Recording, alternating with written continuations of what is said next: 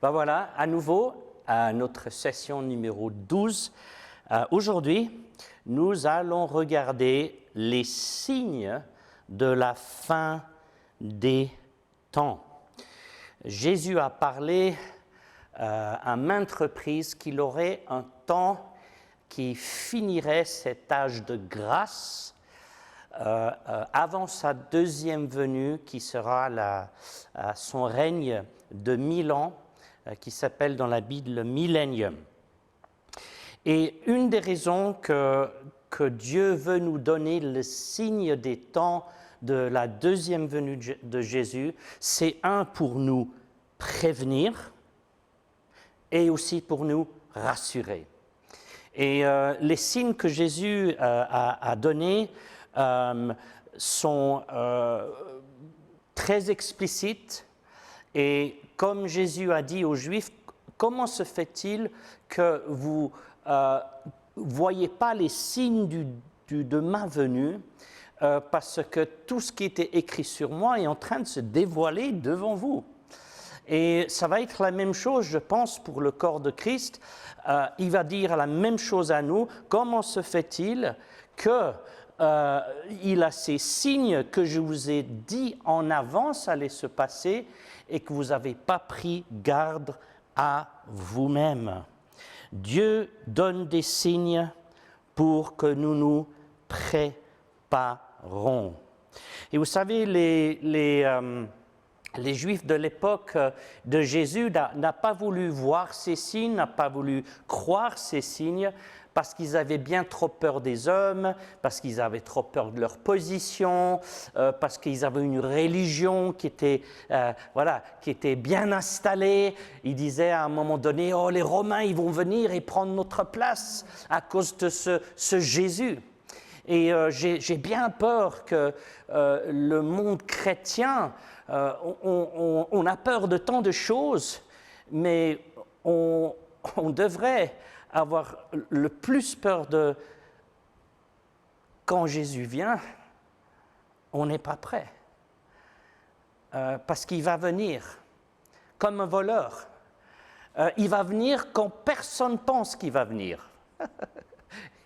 Et c'est seulement Dieu qui verra dans tout son peuple, il aura un moment donné où personne pense au venu du Seigneur et tac, un clin d'œil, la parole de Dieu nous dit. Comme ça. Et donc, Dieu nous a donné des signes. Et je crois que le signe le plus incroyable qu'on a, c'est que Jésus a dit, quand Israël, parce qu'il a prophétisé que Israël serait détruit, chose qui s'est faite en 70 après Jésus-Christ, une fois que Israël est détruit, viendra un temps où Israël naîtra en une seule journée. Chose qui s'est passée en 1948. Mais il a dit ceci, très important. Il a dit, la génération qui verra la création d'Israël verra ma deuxième venue. Et ce qui est important à savoir, c'est que, comme il faisait qu'en 1988, parce qu'il a, à un moment donné dans la Bible, une génération est comptée comme 40 ans. Et il avait un grand mouvement dans les années 88 où les gens disaient « il vient cette année ». Il avait des livres partout et tout le monde était prêt. Mais le problème, c'est qu'une génération dans les Écritures, ça peut être 40 ans, 70 ans, 100 ans ou jusqu'à la mort de la dernière personne de cette génération. Mais ce qu'il faut quand même dire, c'est qu'aujourd'hui, si on fait les comptes, n'est-ce pas, ça fait 73 ans qu'Israël est une nation. La génération qui verra naître Israël verra sa venue pour son peuple. Et vous pouvez lire ça en Luc 21, verset 29. Un autre signe que Jésus il a dit par rapport à Israël, c'est qu'en fait, le peuple juif va revenir des 4 coins du monde et il va revenir à leur terre. Et pour vous donner des statistiques, là, vous pouvez regarder Ézéchiel, chapitre 37, 38. De nouveau, on a peu de temps, je n'ai pas le temps pour tout lire ça. Ça, vous pouvez le faire chez vous. En 1948, vous savez combien de Juifs étaient dans la terre promise? 800 000. 800 000 en 1948. En 2020, il en a eu 9 800 000. C'est x12 et c'est, je dirais, le 80% de ces 9 800 000, c'est des personnes qui sont venues d'autres pays s'installer en Israël. Comme il a été prédit, le peuple juif retournera sur leur terre. Merveilleux, merveilleux. L'économie aussi, on parle dans la parole que Dieu bénira la terre d'Israël et ça deviendra une nation prospère. En 1948, c'était des terres arides. Aujourd'hui, c'est des grands producteurs de tomates et d'oranges. Il a des arbres partout, c'est une terre fertile. Et non seulement ça, les scientifiques israéliens, beaucoup de choses fait que leur économie en 1948, c'était 6,5 milliards. En 2020, 380 milliards. 58 fois. En si peu de temps. Ça, c'est la bénédiction de Dieu. La terre est établie en une journée. Le peuple juif vient de toutes les terres. L'économie prospère selon les écrits prophétiques dans la parole de Dieu. Et je vous dis, je vous répète, c'est juste une chose, mais le problème qu'on a avec cette parole, c'est que ce n'est pas juste une chose, c'est deux choses, c'est trois choses. Et petit à petit, on a tous ces moi j'appelle ça des preuves de l'inspiration divine de cette parole.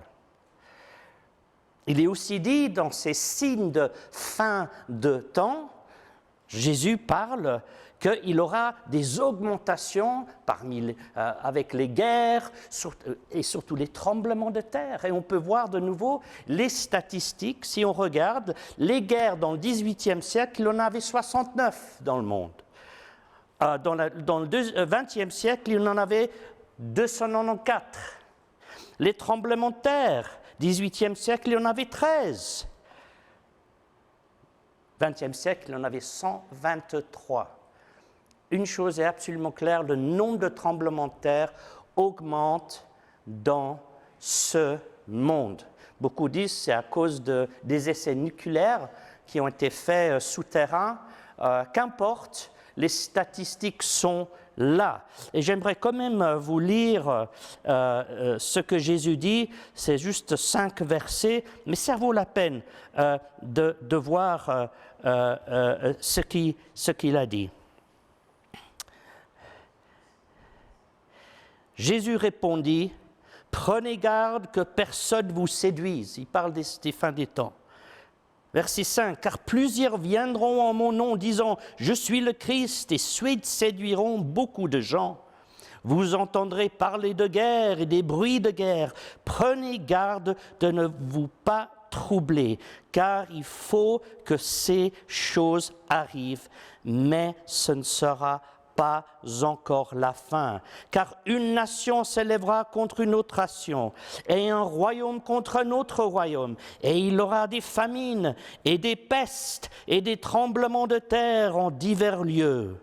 Mais tout cela ne sera qu'un commencement des douleurs. Les signes des temps sont là. La Bible, elle parle aussi des puissances économiques qui aura lieu avant que le Seigneur revienne. Et c'est fait d'une manière incroyable. En Daniel, chapitre 7, verset 3 à verset 8, je vous laisse lire. On voit là la montée des puissances anglo-saxon, on voit un lion avec des wings, comment on dit ça? Les ailes d'aigle qui se enlèvent, qui est la guerre, n'est-ce pas, qu'il y a eu entre l'Angleterre et les États-Unis, où il y a la séparation et l'indépendance. Après, on a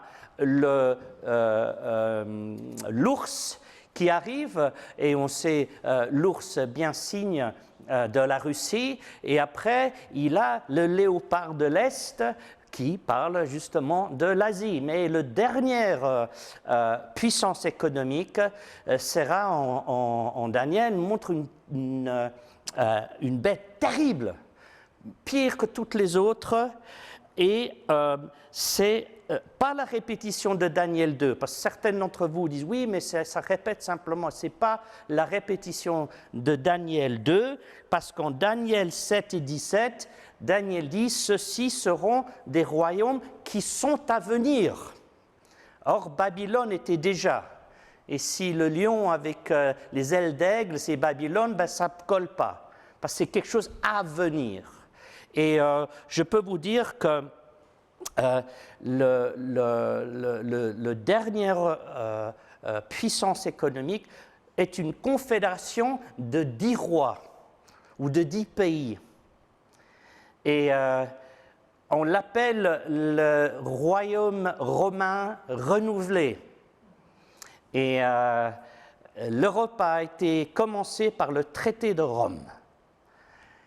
Et l'Europe sera la dernière puissance avant la venue de Jésus, et malheureusement cette Europe connaîtra en fait le règne de l'Antichrist, l'homme dit malin. Ce sera Satan lui-même manifesté dans un homme, et ça sera terrible ce qu'il amènera dans notre monde. Mais tout est là, tout est prêt. Les royaumes sont passés. Et ça, il est aussi dit dans la parole que tous ces royaumes seront encore là. Et ils sont encore là, ils sont encore des puissances. L'Amérique reste la puissance. L'Angleterre aussi, le Royaume-Uni reste une puissance. La Russie reste une puissance. L'Asie monte en puissance. Tout est là. Le signe des temps. Combien Dieu est bon envers nous, qui nous donne tous ces signes pour nous dire « Faites attention ». Jésus, il a dit « Veillez et priez, ne laissez pas ce jour venir par surprise. On ne sait pas quand, mais Jésus l'a dit « Sois prêt ». Et pour être prêt, on doit garder nos yeux fixés sur lui, on doit veiller, c'est-à-dire on doit regarder, on doit savoir ce qui est en train de se passer, et on doit prier qu'on puisse être trouvé digne d'échapper, Jésus l'a dit. Priez que vous soyez dignes d'échapper ce qui est à venir sur cette terre. Ah oui, aide-nous, aide-nous. Un autre signe des temps, c'est que dans ce qu'on appelle la grande tribulation qui va venir après la venue du Seigneur pour son corps, on voit un système de communication dans le monde qui n'a jamais eu, qui n'aurait jamais été possible auparavant. Je vais vous expliquer pourquoi. Parce qu'il nous est dit que pendant la grande tribulation et les premières 3 ans et demi de ces 7 ans, il aura 2 témoins à Jérusalem. Beaucoup de personnes pensent que ce sera Élie et puis Enoch. Et il amènera le jugement sur le monde avec des sécheresses, etc., etc. Le point est le suivant, c'est qu'il est dit à un moment donné, l'Antichrist, Satan dans la chair, tuera ces 2 prophètes. Et il est écrit clairement en Apocalypse, vous pouvez voir, chapitre 11, de verset 3 à verset 11, que le monde entier verra la mort de ces 2 hommes. Et ils les verront pendant 3 jours. C'est un système où le monde entier peut voir un événement dans un lieu précis. C'est seulement depuis, je dirais, une cinquantaine d'années qu'on a ce qu'on appelle la télévision de câble, où on peut voir quelque chose se passer dans le monde entier. Tout le monde peut voir un événement n'importe où. Ce n'était pas possible avant. Ce n'était pas possible. Encore un signe. Encore un signe en Daniel 2, 12 et 4. Il est dit que les voyages, on y est, merci, les voyages et les connaissances augmenteront. Vous savez combien de gens voyageaient autour de la Terre en 1950? 200 000. Vous savez combien en 2018? 5 milliards. Ça augmente. La connaissance a augmenté 100 fois en 10 ans. La connaissance augmente. Les gens qui voyagent augmentent. Et finalement, malheureusement, Jésus parle de la moralité des derniers temps. C'est pas très... enfin, on voit malheureusement, c'est exactement ce qu'on trouve spécialement dans la jeunesse. Je ne suis pas là pour critiquer les jeunes, mais Jésus dit que dans les derniers temps, les gens seront amoureux d'eux-mêmes. Voilà, ça c'est l'Instagram, c'est le Facebook, c'est « moi je suis là, je suis bien, je suis bon, aimez-moi ». Mais ça parle aussi qu'il y aura de plus en plus d'égoïsme, les gens seront avares, vantards, hautains. Je ne sais pas, on dit toujours que les gens les plus âgés parlent « oh, combien les temps étaient meilleurs avant », mais je peux vous dire que si je regarde l'attitude aujourd'hui, je pense que tout le monde est d'accord que la gentillesse n'est pas ce qu'elle était dans le temps. Les gens, ils ont moins de temps pour l'un et l'autre. Jésus, il a même dit, parce que le péché abondera de plus en plus dans le monde, il a dit que l'amour de beaucoup se refroidira. Et moi, je pense que je vois de moins en moins d'amour.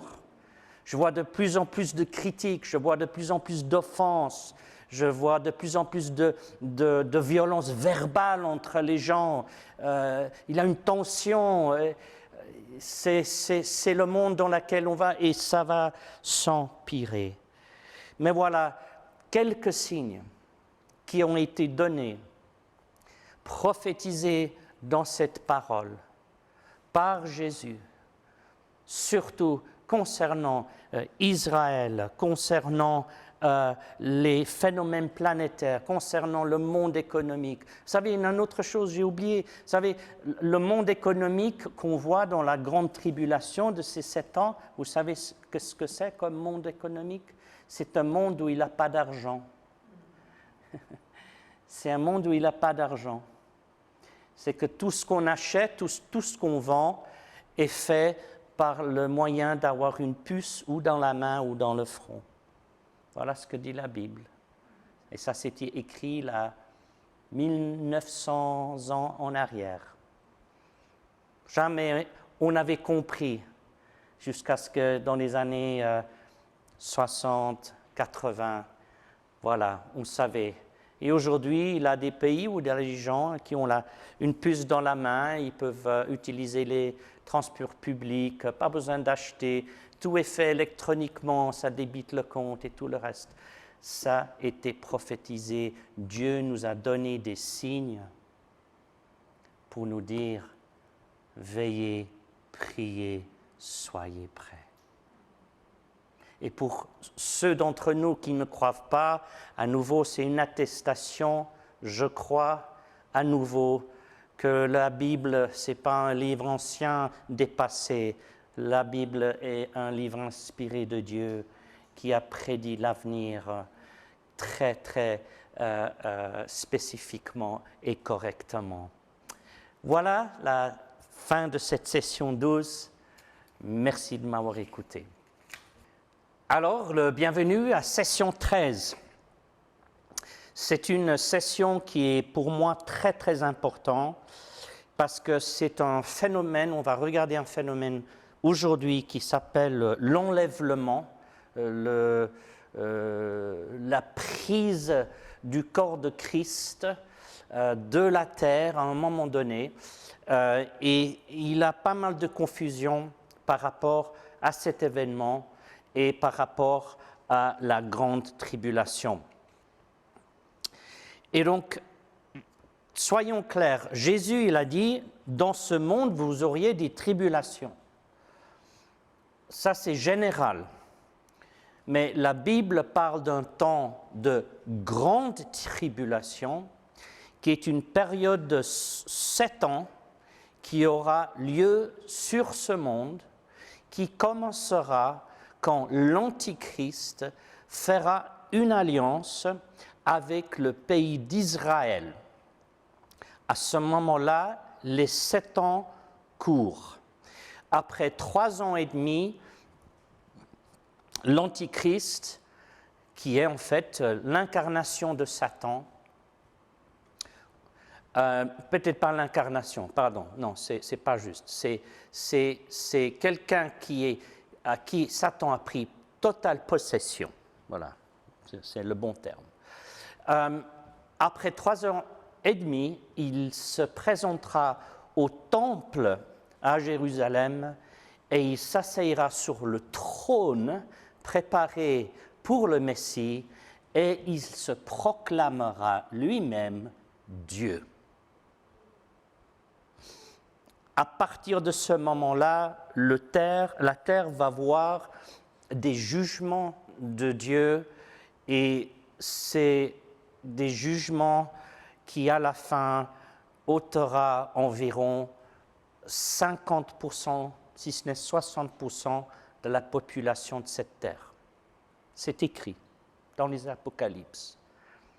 Et c'est littéral. C'est littéral. Et en 1 Thessaloniciens, chapitre 4, il est parlé justement que l'Assemblée générale des saints seront appelés avant la grande tribulation pour être avec le Seigneur. Le corps de Christ, si on peut dire, parce que c'est ce qu'on est appelé, les gens parlent d'église, j'aime pas ce terme parce que c'est un terme allemand, c'est un terme que le roi James a dit qu'il faut garder dans la Bible King James parce qu'il était le chef de l'Église à ce moment-là. Mais l'Église veut dire en fait là où il a un Seigneur. Et ce mot Seigneur, ce n'est pas avec un majuscule, c'est minuscule. Voilà. Mais en fait, c'est ceux qui ont été appelés, à ceux qui sont sortis, ceux qui sont le corps de Christ. Jésus va venir pour son corps, qui est son peuple, les emporter avant que la grande tribulation vienne sur cette terre. Vous pouvez voir toutes ces choses à Romains 8 et 9, parce qu'on dit toujours, ouais, mais qui peut être sûr qui va être pris? Ben, ceux qui seront... qui appartient à Christ, et si vous voulez savoir le terme biblique, c'est de dire que si on a reçu l'Esprit de Christ, on appartient à Christ. C'est ce que dit Romains 8 et verset 9. Appartenir à Christ veut dire avoir reçu l'Esprit de Christ en nous. Et Jésus, à mon avis, va venir pour ceux qui sont à lui et qui sont prêts. Il a maintes paraboles dans les évangiles que vous voyez où Jésus, il est toujours en train de dire « Veillez, soyez prêts ». Que ce soit, que ça fait partie où il dit si quelqu'un sait quand le thief, comme on dit ça, le voleur vient dans sa maison, ben, il va se préparer. n'est-ce pas? On va se préparer, mais Jésus, il a dit, quand je reviens, je vais être comme un voleur. À une heure, vous ne pensez pas. Donc, à cause de cela, il faut veiller. Ça veut dire qu'il faut continuellement veiller et s'assurer qu'on est en ordre avec le Seigneur et en ordre avec nous-mêmes. Attention, il y a beaucoup de gens qui parlent « Ah, moi je suis en ordre avec le Seigneur », mais qui n'aiment pas leurs frères et leurs sœurs ou ne pardonnent pas leurs frères et leurs sœurs. Sachez une chose, j'aurais peur pour moi si j'avais de l'amertume envers un frère ou une sœur, et je me dirais « Je ne suis pas prêt pour sa venue ». Soyez en ordre au vertical, mais aussi sur l'horizontal.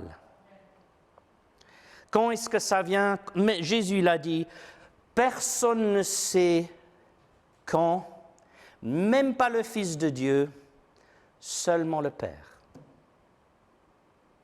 Seulement le Père.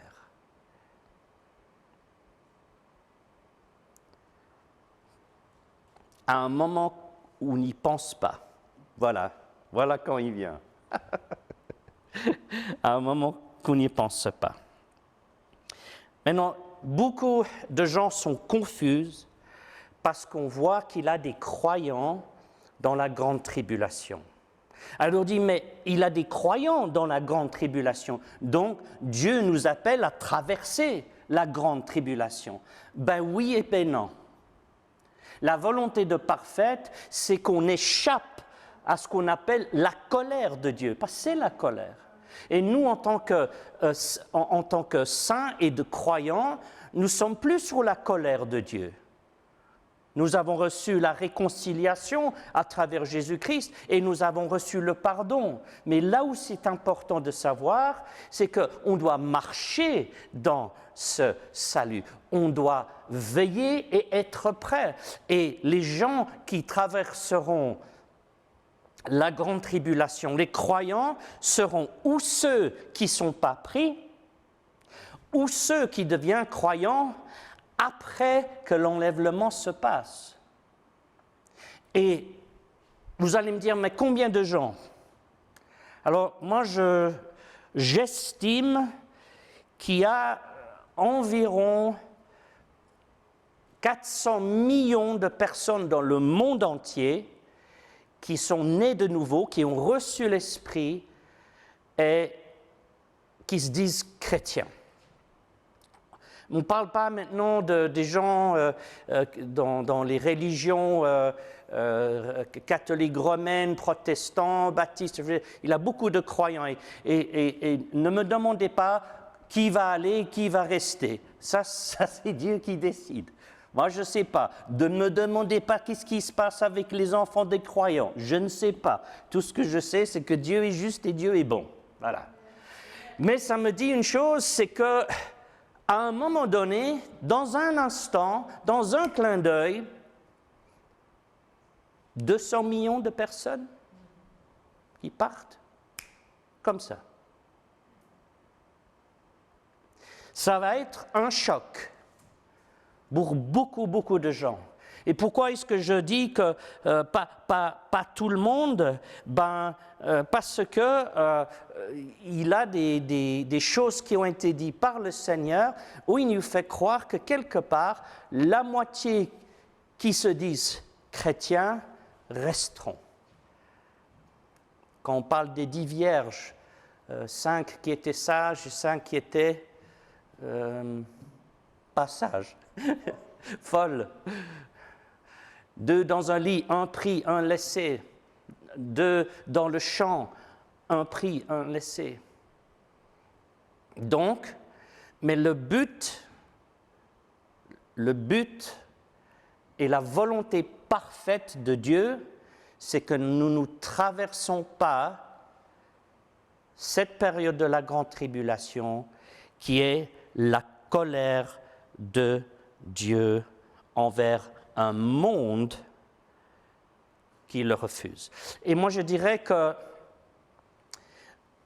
Dieu a montré souvent dans sa parole qu'il sort son peuple avant que le jugement vienne.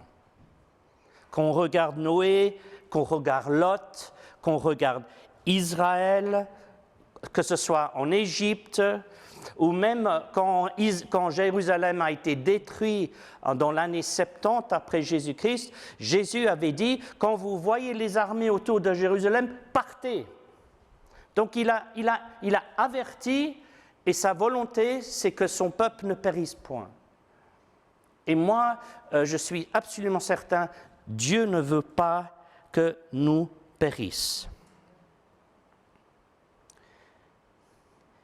Ce départ, et j'espère que tous nous y serons, est un départ qui est pour un jugement.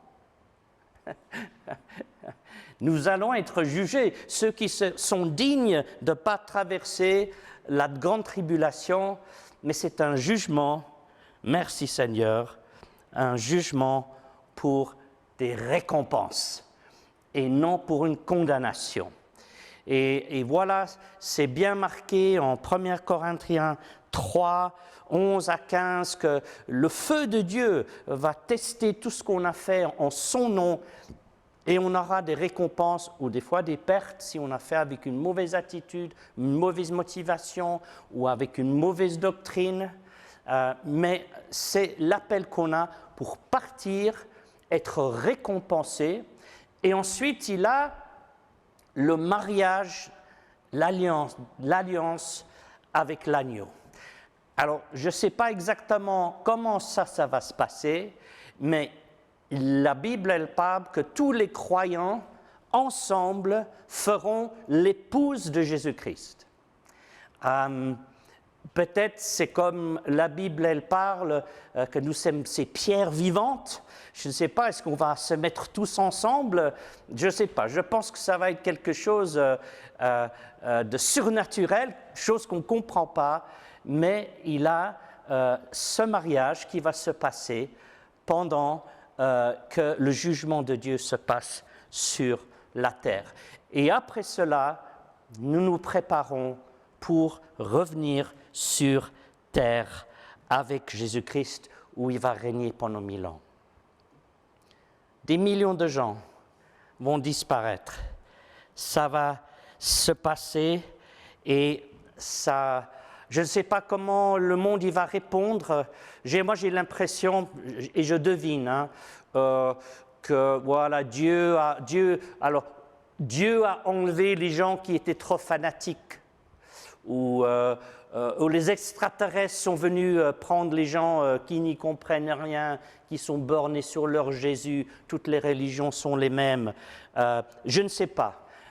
Mais ça va être difficile pour expliquer comment des centaines de millions de personnes disparaissent quand la Bible en parle clairement et quand il aura eu des prédicateurs qui auraient prévenu ce monde, comme moi je le fais maintenant.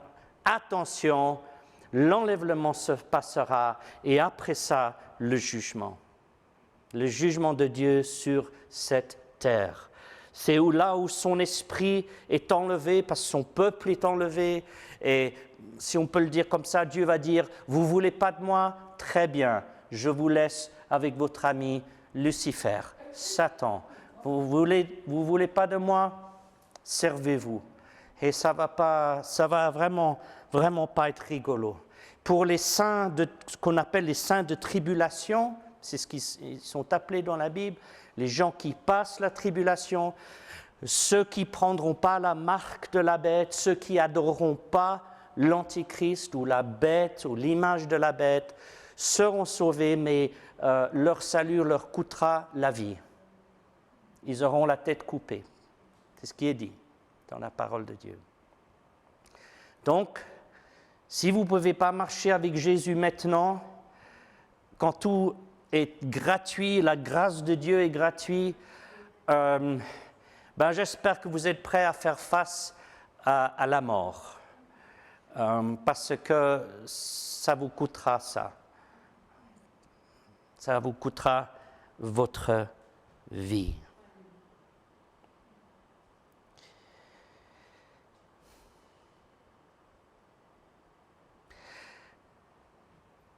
Pour dire que pendant cette tribulation, la chose qui me choque le plus, c'est quand les jugements de Dieu viennent. Et de nouveau, vous pouvez voir les différents jugements. Il y en a 14 qui viennent pendant ces 3 ans et demi. Chacun de plus en plus grave, de plus en plus sévère. Ce qui est terrible pour moi, oui, c'est terrible qu'il y a 4 milliards de personnes qui vont périr. C'est terrible. Mais vous savez ce qui est le plus terrible pour moi? C'est que les hommes, les femmes maudiront Dieu. Ça veut dire quoi? C'est qu'ils sauront que c'est Dieu qui punit. Et ils ne vont pas se repentir, ils ne vont pas tourner de leur voie. Ils vont rester. Et au lieu de se repentir et demander pardon, ils vont maudire Dieu. De maudire Dieu. Quel terrible sort pour ces gens. À la fin des 7 ans, juste pour clore un petit peu cette période qui est cette grande tribulation, les grandes puissances du monde, qui sera en fait Égypte avec son alliance avec les pays du Nord-Afrique, la Russie avec l'alliance qu'elle a fait avec ces pays, et ensuite les rois de l'Est avec l'Europe et l'Antichrist derrière, se trouveront tous à Armageddon, dans les plaines de Megiddo, pour une rencontre finale pour détruire Israël et pour faire la guerre entre eux.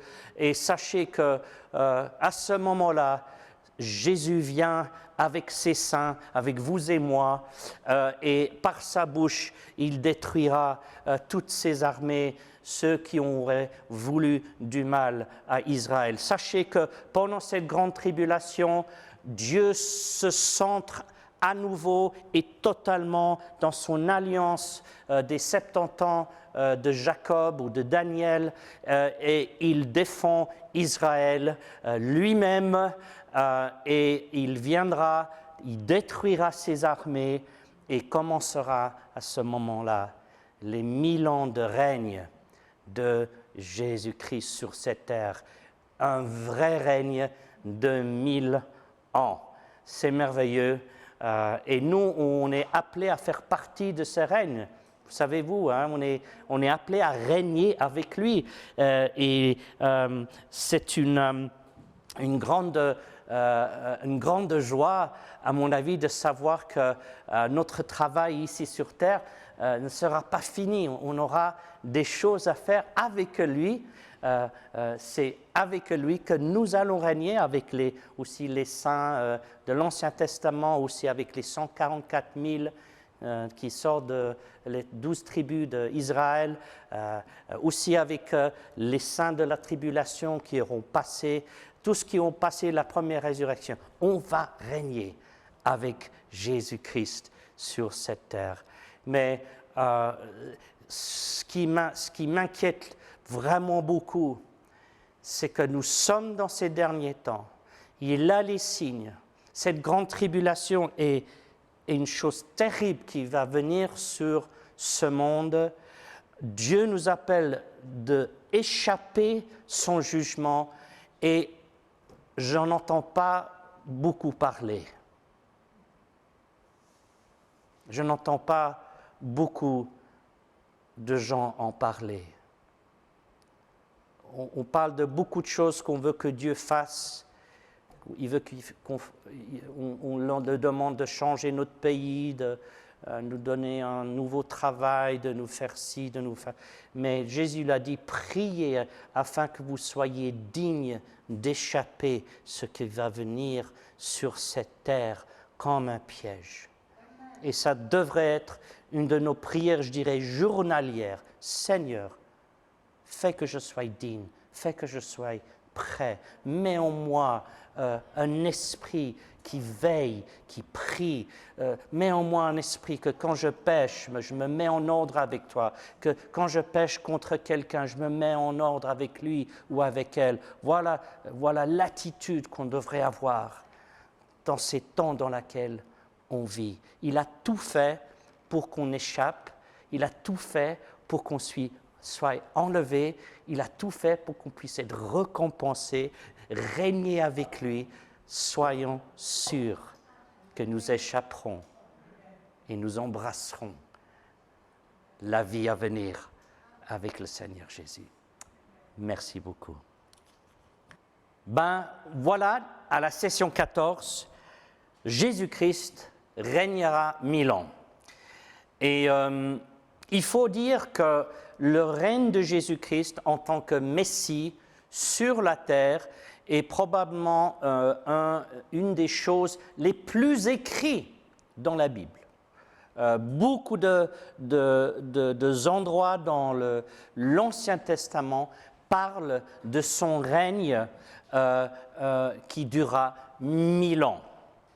Pas 1000 jours, pas 1000 mois, pas 1000 semaines, 1000 ans, littéral. Et il y a eu beaucoup de gens qui disent « Oh, mais c'est quelque chose, c'est un fable » ou il faut amener un côté spirituel. Sachez une chose, quand la Bible elle dit « Il régnera pour 1000 ans », ça veut dire ce que ça veut dire. Sinon, les paroles ne veulent plus rien dire du tout. Si on ne peut pas prendre les mots tels qu'elles sont écrits et dire ça veut dire ça, ce livre va rien nous dire. Tout est allégorisé, comment on dit ça? Allegorized. Et voilà, c'est que de la poésie, c'est que des belles histoires, mais rien est vrai. Alors ça veut dire que notre salut n'est peut-être pas vrai. Voilà. Non, la Bible est un livre, on l'a dit au début, littéral la plupart du temps. Littéral. Ça veut dire ce que ça veut dire. Et même, vous savez, après 3 ans et demi du ministère de Jésus-Christ, les disciples étaient encore à lui poser la question, mais est-ce que tu vas commencer ton règne? Savez-vous qu'avant que Jésus-Christ repart au ciel, si on regarde en Acte 6, regardons vite ces passages. Chapitre 1 et verset 6, avant que le Seigneur part, c'est dit, eux donc, c'est-à-dire les disciples, étant assemblés, lui demandent, Seigneur, sera-ce en ce temps que tu rétabliras le royaume d'Israël? C'est ce qu'ils attendaient. C'est la raison pour laquelle les religieux n'ont pas reconnu Jésus, parce que la venue du Messie était une venue où il viendrait comme roi et il allait régner sur la terre, il allait vaincre ses ennemis et Israël allait avoir une prospérité et son roi allait régner pendant 1000 ans. C'est une des raisons pour laquelle Jésus n'a pas été reconnu, parce que c'est présenté tellement de fois dans la parole de ce règne de 1000 ans et avec quelle majesté le Messie allait régner. Alors quand leur Messie est venu en tant qu'humble serviteur pour d'abord ôter le péché dans la vie des gens, ils ne l'ont pas reconnu. Et pourtant, il avait suffisamment de signes et de prophéties pour cela. Et dans ce même chapitre des Actes, il y a 2 anges qui viennent aux disciples. Ils disent, mais pourquoi est-ce que vous regardez le Seigneur monter au ciel? Sachez qu'il reviendra de la même manière qu'il est parti et au même endroit, sur le mont des Oliviers. Et quand Jésus-Christ revient sur terre pour juger d'abord les nations, après cette grande tribulation, il mettra ses 2 pieds sur le mont d'Olivier et il nous est dit que le mont d'Olivier va se séparer en 2. Voilà comment il va commencer. Ça va être un grand show, si on peut dire comme ça. Ça va bien commencer. Et Jésus-Christ, la première chose qu'il va dire, et ça ne plaît pas aux gens aujourd'hui, je sais, ce n'est pas politiquement correct, mais il va redonner à Israël la terre promise selon les dimensions qui ont été données à Abraham et au roi David. Pas du moitié-moitié. Et voilà. Et je ne dis pas qu'Israël aujourd'hui est sans faute et que des fois la violence qu'il a là-bas est toujours la faute d'une partie ou d'une autre. Non, Israël n'est pas parfait. Mais une chose qu'il faut savoir, c'est que l'alliance que Dieu a faite avec la nation d'Israël reste véritable, vraie, et ça s'accomplira comme Dieu l'a prédit.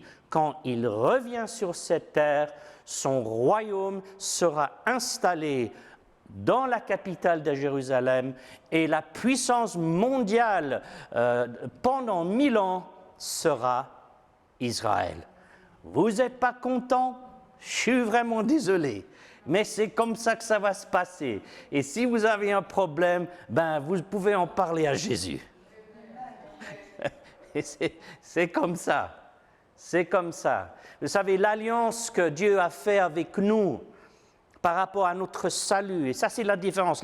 L'alliance, il a une alliance sous la loi qui est avec une nation, mais l'alliance qui est présente aujourd'hui est pour chaque personne qui veut recevoir le salut de Dieu.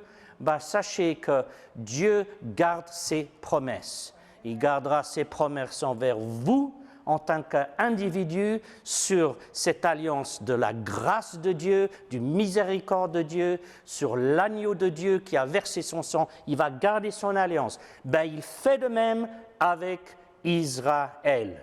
On voit déjà qu'il a repris et remis en place cette nation. Il l'a fait pour la préparation de son règne de 1000 ans. Merveilleux, merveilleux. Et Jésus va régner avec qui? Ça, c'est aussi la question. Alors, qui vont être les boss? On en a parlé avant dans l'autre session. Mais comme moi, je lis la parole de Dieu, je n'ai pas le temps d'aller à travers tous les versets. On peut en parler un jour si vous en voulez. Alors, c'est les saints qui ont été enlevés donc avant la grande tribulation, n'est-ce pas? Ce sera les saints qui auront traversé la grande tribulation et qui n'auront pas adoré la bête ou pris la marque. Ce sera les 144 000 scellés qui appartiennent aux 12 tribus d'Israël, et ce sera aussi les saints de l'Ancien Testament. Voilà. Dans l'économie de Dieu, il a de la place pour tout le monde, n'est-ce pas? Et on va régner avec lui. Et on peut lire tout cela en Osée 6. Il va régner avec les siens. Et il a beaucoup de chrétiens, je le dis souvent. On cherche vraiment à Dieu, que Dieu nous met dans des endroits d'influence, d'importance, etc. Sachez une chose, soyez fidèles ici sur terre par rapport au commandement que le Seigneur nous donne, par rapport à chercher d'abord le royaume de Dieu et sa justice, d'être le serviteur de tous. Si vous faites cela fidèlement, sachez, vous allez avoir une bonne place. Une bonne place pendant 1000 ans. Si vous voulez être chef, soyez un serviteur maintenant. Et vous êtes assuré d'avoir une bonne place plus tard. Ça va venir. Ce n'est pas que des histoires. Et vous savez qui a allégorisé ce millénium qui ne voulait rien en savoir? Ça a commencé il y a longtemps en arrière. Et il n'a pas fait beaucoup de faveurs pour le monde chrétien. Et ça, c'était l'empereur Constantin. Pourquoi? Parce que lui, il était le chef d'église, il n'aimait pas entendre. En fait, un Jésus va venir lui-même et lui, il va régner pendant 1000 ans. Il n'aimait pas trop ça. Non, c'est moi le chef. Alors beaucoup de croyants et beaucoup d'institutions chrétiennes dites religieuses, ils n'y croient pas, c'est des histoires. Ben, le temps nous le montrera. Moi, je peux vous assurer, quand Jésus il dit « Bien fait, fidèle serviteur, viens, règne avec moi dans mon royaume », ce n'est pas juste des paroles qui ne veulent rien dire. J'en ai un petit peu ras-le-bol, si je peux dire comme ça, que les gens ils disent « Oui, mais ça ne veut pas dire ça ». Mais alors, ça veut dire quoi? Ah ben, chacun peut interpréter comme « Oui, mais à la fin, les mots ne veulent plus dire ce qu'ils veulent dire ». Quand la Bible dit les choses littérales, ils sont littérales. Voilà. Si c'est une parabole, oui. OK, on comprend. Si c'est une poésie, oui, on comprend. Mais on le sait.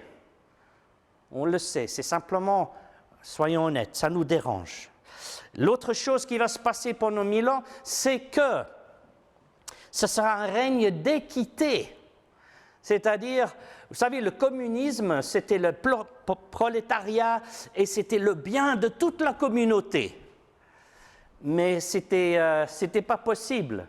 Vous savez pourquoi? Parce qu'aucun être humain peut mettre ça en place et les êtres humains, sans avoir quelqu'un qui donne la donnée, si on peut le dire comme ça, c'est pas possible. Moi, je dis toujours que le communisme, c'était le christianisme sans Dieu. Cet esprit de communauté, c'était bien joli, mais ce n'était pas possible, ce n'était pas réalisable. Mais dans le règne de 1000 ans, Jésus, on dit, va juger équitablement, et non seulement ça, il sera toujours en faveur des faibles et des démunis. Voilà ce que les Écritures nous disent.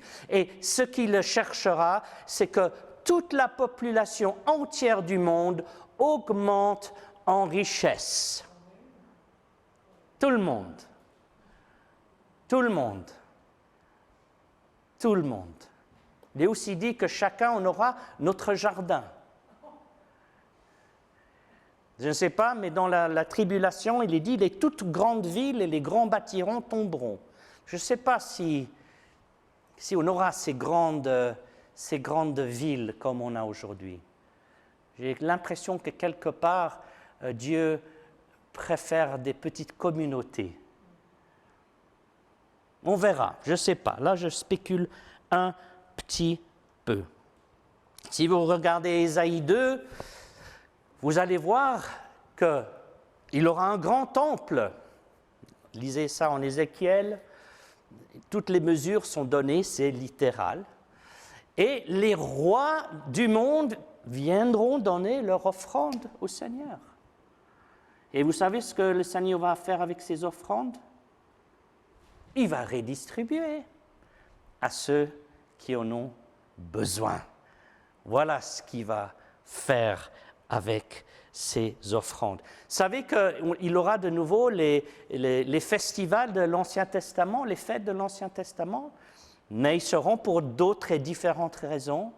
Savez-vous que le temple sera ouvert juste une fois par semaine, le samedi? Oui.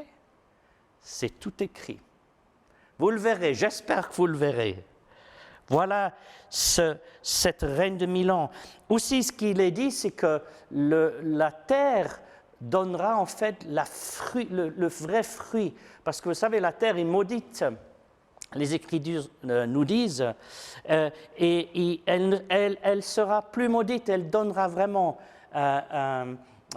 des crops, comment on dit ça, des harvests, des récoltes fabuleux. Voilà. Pas besoin, on n'aura plus besoin de mettre tous les fertilisants comme on fait aujourd'hui. Ça va être un monde très différent. On parle aussi de la puissance du soleil, comment la terre recevra les pluies. Ce sera un monde changé. On y dit même que le loup et l'agneau s'asseyeront ensemble. Il y aura aussi la création qui sera restaurée. Ça, c'est merveilleux. Je me réjouis de voir un loup et un agneau. Hein, et on est dit que tous les animaux vont revenir en herbivores. C'est merveilleux. Vous qui n'aimez pas voir ces documentaires où il a le lion qui chasse, voilà, mais ça n'existera plus. Ça n'existera plus. Et vous pouvez voir ça en tous ces changements, chapitre 11 d'Ésaïe, chapitre 65. Merveilleux, merveilleux. Et il est aussi dit que pendant ces 1000 ans, Lucifer sera lié pendant ces 1000 ans. Vous savez, il est dit que celui qui a trompé les nations, et la théorie de conspiration, on entend beaucoup avec l'Illuminati, les Rothschild, c'est bien. Sachez une chose, celui qui trompe ce monde, c'est Lucifer, c'est Satan. Et il nous est dit dans la parole, il sera lié pendant 1000 ans afin qu'il ne trompe plus les nations. Et il y a beaucoup de gens, la plupart des gens qui savent, qui sont trompés par notre ennemi, ne le savent même pas. Parce que la première chose que le diable veut que vous croyiez, c'est qu'il n'existe pas. Et que la tromperie qu'il amène dans votre vie, c'est en fait votre décision. Ben non. Donc il sera lié. Et pour finir, après ces 1000 ans, et pendant ces 1000 ans, ça c'est quand même une pensée intéressante, il est dit que les gens, ils auront 100 ans pour prendre une décision envers le Seigneur Jésus. Vous savez ça? Si après, ils auront 100 ans, pouf! Et s'ils ne croient pas, ils mourront peu de temps après. Ceux qui croient continueront à vivre. Il aura quand même la mort, il aura quand même des choses mauvaises, parce que Jésus ne vient pas pour forcer les gens. La seule chose, c'est qu'il va régner avec une main de fer.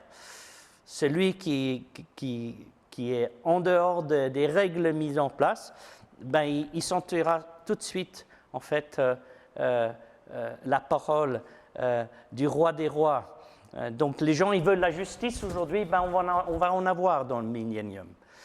Ça sera une justice qui sera rapide, et ça sera équitable. Et puis il y aura des gens qui ne le veulent pas, parce qu'il y a des gens aujourd'hui qui n'aiment pas la justice, parce qu'ils profitent.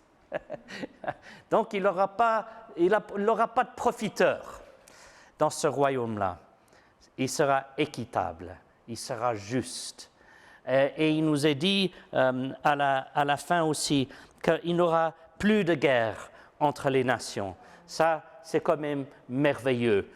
Dieu mettra à fin les guerres entre les nations. Merci Seigneur. Plus de guerre. Plus de guerre. Satan, à la fin des 1000 ans, est lâché. Et vous allez me dire, c'est pas possible. Mais oui, c'est ce que dit la Bible. Il sera lâché et il va quand même pouvoir tromper certains pays pour faire la guerre contre le Seigneur.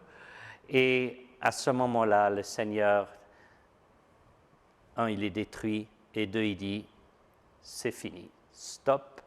Les 1000 ans de règne du Seigneur Jésus finiront et viendront à ce moment-là le jugement de Dieu à travers Jésus pour tout homme et toute femme qui n'ont pas fait partie de la première résurrection. Et ce sera un jugement pour voir si oui ou non cette personne est condamnée ou sauvée. Voilà ces 1000 ans. Il faut qu'on se réjouisse. Ça va se faire. Dieu va restaurer Israël. Il régnera depuis là. Et on le verra. Et je sais que pour tout croyant, ça devrait nous rendre très heureux de savoir que ce peuple qui a été persécuté pendant 2 millénaires, si ce n'est pas plus, viendront leur temps, leur place, où Dieu lui-même, dans la personne de Jésus-Christ, va régner depuis Israël. Que Dieu vous bénisse. À la prochaine session. Merci.